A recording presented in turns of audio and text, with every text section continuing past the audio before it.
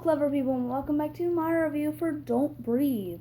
So, Don't Breathe is a thriller horror film directed by Sam Raimi, or one of the people who created Evil Dead, the remake, and it stars Dylan Minnette and Jane Levy, and they are thieves that break into a house, and it's a blind guy who has around $300,000.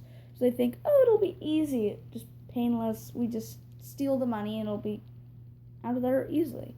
But no, he's much stronger and much less harmless than they think. So I had really high hopes for this movie. Did they live up to them? I would say no. Because during the movie, this felt... It worked. It was scary. But there were scarier films this year. And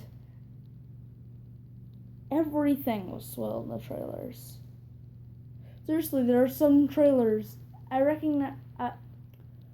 do not watch the Red Band trailer because it spoils the entire movie. And it doesn't spoil the exact ending, but it spoils the second to last scene. It doesn't spoil the last one, but it spoils the second to last one.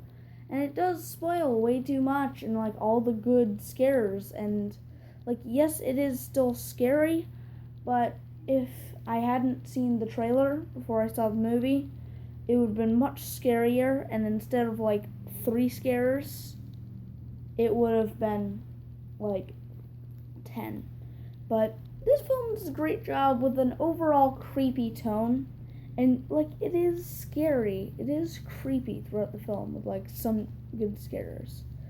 And I like how there aren't a ton of fake jump scares like other movies that have come out this year. Blair Witch, The Forest. But, yeah. I would like to praise this movie for breaking cliches. And I was until the end, and it didn't break the cliche. So it's like, okay, yeah. Great acting from everyone, especially Dylan Minnette. I've seen him in Goosebumps and Alexander and the Horrible, really long name thing. And Alexander, he was mediocre, and he wasn't like the best part of it at all. And Goosebumps, he was slightly better, but still not very good. And in this, he was much better. And, yeah, he wasn't, like, trying to go for a comedic kids movie. And he did a really good job playing the dramatic role that he played. I'm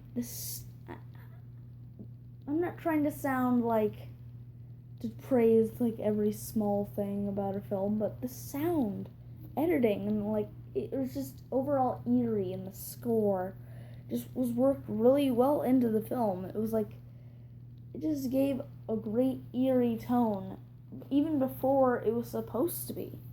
Like, even before they robbed the house, it was scary. It was creepy.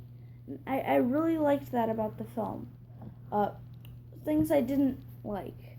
I did not like the very end. It did not explain much at all. Like, it cuts to black, and that really should have when it stopped, but it has an extra scene, which really just raises more questions about the ending of the film.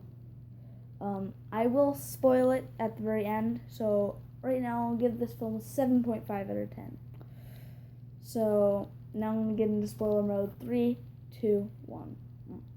As I said, it's pretty cliche, so you probably know that the main girl gets out alive, and her and her sister actually do move to California. Here's the thing. It cuts to black, and then she's at the airport.